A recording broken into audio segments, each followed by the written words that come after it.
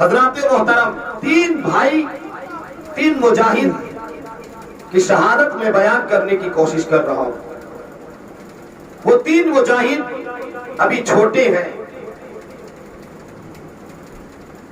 شہیدوں کی زندگی بے شمار واقعات معتبر کتابوں میں درج ہے، مگر ان میں سے ایک واقعہ ہم آپ لوگوں کو بیان کرنا چاہتے ہیں، جس کو علامہ جلال الدین سیوطی رحمت اللہ تعالی علیہ نے صدر الصدور میں اور اعلیٰ حضرت امام احمد رضا خان فاضل بریلوی علیہ رحمت و رضوان نے اپنے رسالہ مبارکہ الانتباہ فی رحل نداء یا رسول اللہ صلی اللہ علیہ وسلم میں تحریر فرماتے ہیں۔ بڑے توجہ سے سنیں اور حسینی جذبہ پیدا کریں۔ تین بھائی ملک شام میں رہتے تھے، جو بڑے بہادر تھے، ہمیشہ اللہ کی راہ میں جہاد کیا کرتے تھے۔ اس نے کہا، رومیوں نے ایک مرتبہ ان کو گرفتار کر لیا اور اپنی عیسائی بادشاہ کے سامنے پیش کیا۔ اس نے کہا، تم لوگ مذہب اسلام کو چھوڑ دو۔ کیا کہا؟ تم لوگ مذہب اسلام کو چھوڑ دو۔ مگر امام حسین کو یزیدیوں نے کہا تھا، کیا امام حسین اپنا ہاتھ میرے ہاتھ میں دے دو، میں دولت سے، ثروت سے، سلطنت سے، ہر چیز سے نواز دوں گا۔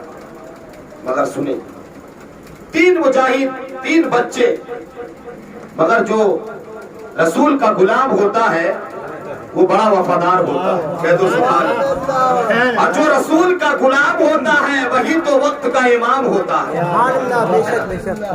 رومیوں نے ایک مرتبہ ان کو گرفتار کر لیا اور اپنے عیسائیوں بادشاہ کے سامنے پیش کیا، اور اس نے کہا، تم لوگ مذہب اسلام کو چھوڑ دو، عیسائی بن جاؤ۔ ان تینوں نے بے زبان ہو کر کہا کہ ہرگز نہیں ہو سکتا۔ بادشاہ نے کہا، انی اجعل فیکم الملک وَأُزَوِّجُكُمْ بَنَاتِي، یعنی میں تم لوگوں کو سلطنت دوں گا اور اپنی لڑکیوں سے شادی بھی کر دوں گا، تو تم لوگ عیسائی ہو جاؤ۔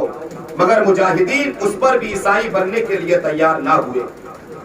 بادشاہ نے کہا، اگر ہماری بات نہیں مانو گے تو قتل کر دیے جاؤ گے۔ تو مجاہدین نے کہا کہ غلام محمد جان دینے سے نہیں ڈرتے، غلامان محمد جان دینے سے نہیں ڈرتے، یہ سر کٹ جائے یا رہ جائے کچھ پرواہ نہیں کیا کرتے، یہ سر کٹ جائے یا کچھ ہو جائے کچھ پرواہ نہیں کرتے۔ بادشاہ نے حکم دیا کہ 3 دیگوں میں زیتون کا تیل کھولایا جائے۔ جب تیل کھول گیا تو مجاہدین کو ان دیگوں کے پاس لایا گیا اور کہا کہ اگر عیسائی نہیں بنو گے تو اسی کھولتے ہوئے تیل میں ڈال دیے جاؤ گے۔ اب بھی موقع ہے، خوب سوچ لو۔ ان بہادروں نے کہا کہ ہماری آخری سانس کا جواب یہی ہوگا، کہہ دو سبحان اللہ۔ غلام مصطفیٰ تھے، آخری سانس کا جواب یہی ہوگا، ہم جان تو دے سکتے ہیں مگر مصطفیٰ کا دیا ہوا ایمان نہیں چھوڑ سکتے۔ انہوں نے یا محمد پکارا، پھر عیسائی بڑے بھائی کو تیل کے کھولتے ہوئے ڈیگوں میں ڈال دیا۔ اس کے بعد پھر باقی دونوں بھائیوں کو سمجھانے کی کوشش کی گئی، مگر انہوں نے اپنے بھائی کا یہ انجام دیکھنے کے بعد اور ان کے اندر کچھ فرق نہیں ہوا، وہ اب بھی خوشی کے ساتھ اللہ کی راہ میں شہید ہونے کے لیے تیار رہے۔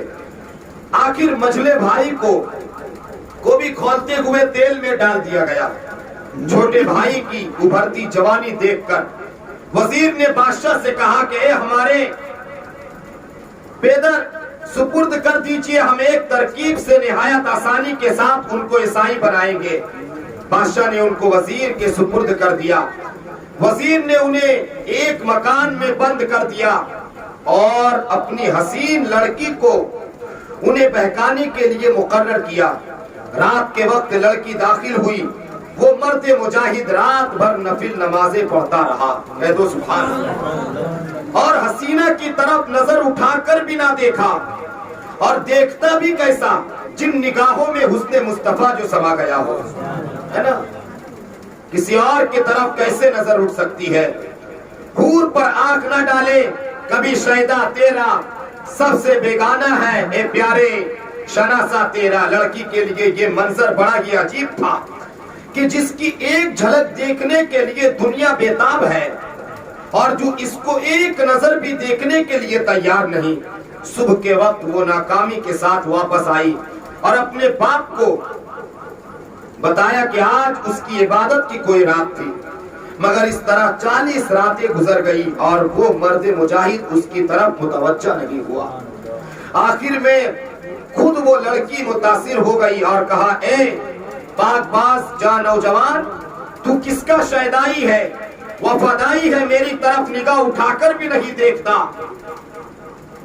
تو محمد جو مسئلہ مصطفیٰ کے جامع محبت کا مست ہو، میں مصطفیٰ کے جامع محبت کا مست ہوں، یہ وہ نشہ نہیں ہے جسے تراشی اتار دے، یہ وہ نشہ نہیں ہے جسے تراشی اتار دے۔ لڑکی صدق دل سے لا الہ الا اللہ محمد رسول اللہ صلی اللہ علیہ وسلم پڑھ کر مسلمان ہو گئی اور استبل سے 2 گھوڑے لائی۔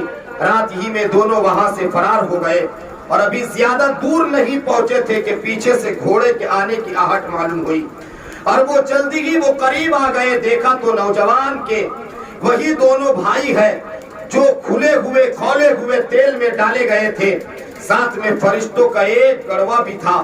نوجوان مجاہد نے حال پوچھا تو ان لوگوں نے بتایا، ما کانت الا العظمۃ التي رأيت حتى خرجنا في الفردوس، یعنی بس وہی تیل کا ایک گوتا تھا جو تم نے دیکھا، اس کے بعد ہم جنت الفردوس میں پہنچ گئے۔ پھر دونوں بھائیوں نے فرشتوں کی موجودگی میں اس لڑکی کا نکاح اپنے بھائی سے کر دیا اور واپس چلے گئے۔ زندہ ہو جاتے ہیں جو مرتے ہیں حق کے نام پر، زندہ ہو جاتے ہیں جو مرتے ہیں حق کے نام پر۔ اللہ اللہ موت کو کس نے مسیحا کر دیا، اللہ اللہ موت کو کس نے مسیحا کر دیا۔ اس واقعہ سے جہاں یہ ثابت ہوا کہ اللہ کی راہ میں قربان ہونے والے شہید مرتے نہیں ہیں بلکہ زندہ ہو جاتے ہیں، ساتھ ہی میں یہ بھی معلوم ہوا کہ مدد کے لیے یا رسول اللہ پکارنا جائز ہے۔ مجاہدین نے حضور صلی اللہ تعالی علیہ وسلم کو پکارا تھا، اگر دور سے پکارنا شرک ہوتا تو انہیں جنت الفردوس میں جگہ نہ ملتی اور نہ چھوٹے بھائی کی شادی میں فرشتوں کی شرکت ہوتی۔ صلی اللہ علی النبی الامی والہ صلی اللہ تعالی علیہ وسلم، صلاۃ و سلاما علیک یا رسول اللہ صلی اللہ تعالی علیہ وسلم، ولا تقولوا لمن يقتل في سبيل الله اموات بل احیاء ولكن لا تشعرون۔ وہ لوگ جو اللہ کی راہ میں قتل کیے جائیں انہیں مردہ مت کہو بلکہ وہ زندہ ہے، لیکن تم اس کی زندگی کو سمجھ نہیں سکتے ہو۔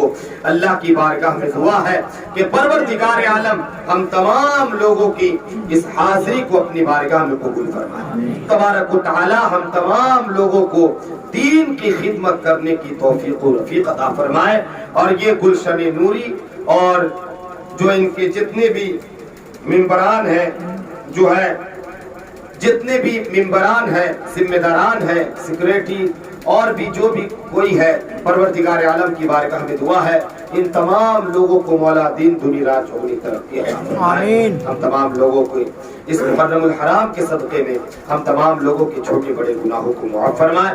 بولنے میں یا سننے میں قصدن یا سہون غلطیاں گستاخی ہو گئی ہو تو پروردگار عالم معاف فرمائے۔ ایک مرتبہ سب مل کر پڑھ لے، استغفر اللہ ربی من کل ذنب واتوب الیہ۔ کلمہ شریف کا ورد کر لے، لا الہ الا اللہ محمد الرسول اللہ صلی اللہ تعالی علیہ وسلم۔ وآخر دعوہ